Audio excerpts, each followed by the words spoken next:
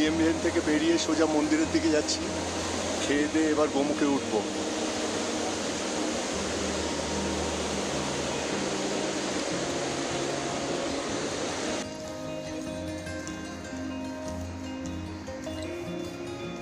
হর হর গঙ্গে, হর হর গঙ্গে, হর হর মহাদেব।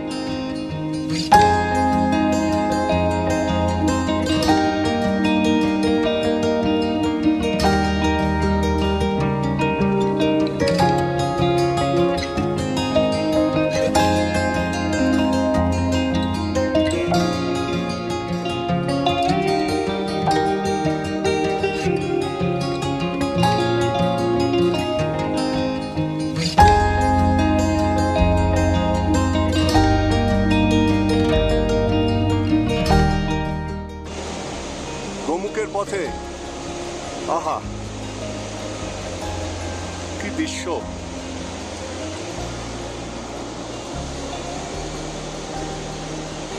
অসাধারণ অসাধারণ।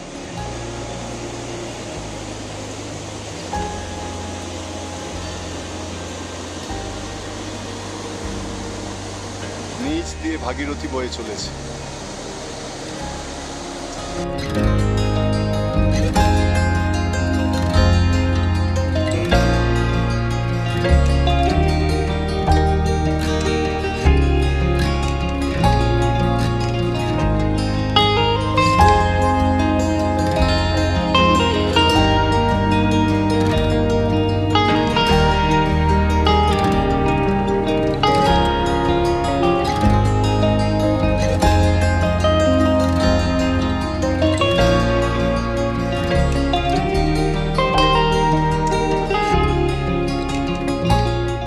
ভুজবাসাতে নিচে লাল বাবা দেখা যাচ্ছে, তার পেছনে গ্রিন কালারের ওটা হচ্ছে জিএমভিএন।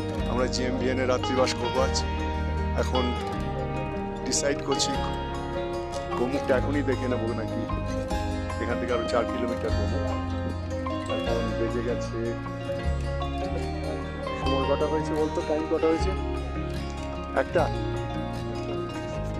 মোটামুটি 1টা বেজে গেছে।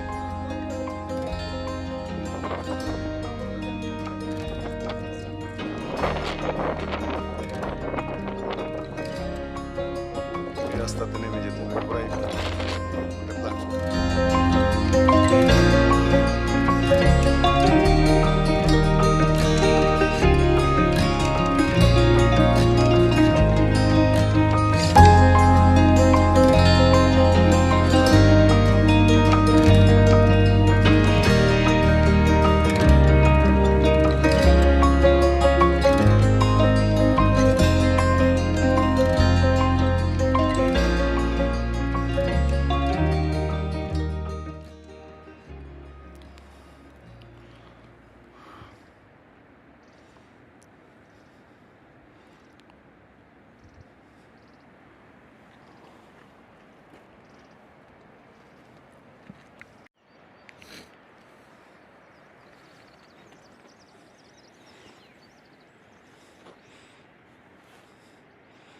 চল, জয় মা গঙ্গে।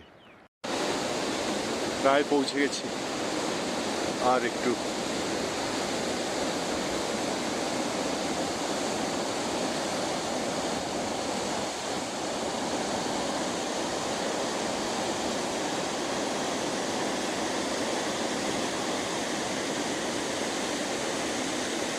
প্রচন্ড বোল্ডার, এর উপর দিয়ে হাঁটা বেশ কষ্ট।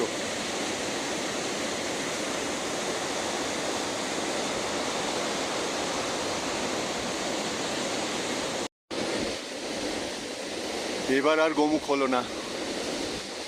গোমুখ মানে গোমুখে পৌঁছেছি, যেখান থেকে জলটা বেরোয়, মানে গঙ্গা বেরিয়ে আসছে, সেটা আর হলো না। এই পাশে মোটামুটি যে রাস্তাটা দিয়ে এলাম আমরা গোমুখের কাছে, সেটা হচ্ছে পুরো বোল্ডারে ভর্তি। বোল্ডার টপকে টপকে যাওয়া প্রায় অসম্ভব ব্যাপার। আর একটা জায়গা তো কোনো রাস্তাই নেই, ফলে আমরা ফিরে যাচ্ছি। তাই এবার আর গোমুখ হলো না। এরা বন্ধ করে দিতে পারে, এরা বলতে পারে গোমুখ ট্রেকটা ক্লোজ, সেটা না করে এত দূর এসে সবাই ফিরে যাচ্ছে। দুই একজন ছাড়া, দুই একজন টপকে টপকে, খুব ইয়াং ছেলে কিন্তু খুব রিস্কি হয়ে যাচ্ছে। আর গোমুখ দেখছে যারা ওই দিকে তপবন যাচ্ছে তাদেরকে ওই ট্রলিতে করে ওপারে দিয়ে দিচ্ছে। এই যে দেখো ওপারে অনেক লোকজন, ওরা সব তপবন যাবে, কিন্তু অনেকে তপবন না গিয়ে শুধু গোমুখ দেখে ফিরে আসছে। ওই পারটা একদম প্লেন, কোনো বোল্ডার নেই, বোল্ডার শুধু নদীর পাড়ে। এই যে কয়েকজন হাঁটছে, আর ওই দিকেও দেখা যাচ্ছে দূরে। আমরা প্রায় কাছে চলে এসেছি, জাস্ট আর হার্ডলি 500 মিটার, তার বেশি নয়, কিন্তু হলো না। এই শেষের দিকে একটা বড় বোল্ডার আমাদের আটকে দিল এবং সবাই এখানেই বসে গেছে, এবং জানি না তারও পরে আরও বোল্ডার আছে কিনা, তাই আর রিস্ক নিলাম না, আমরা ফিরে যাচ্ছি।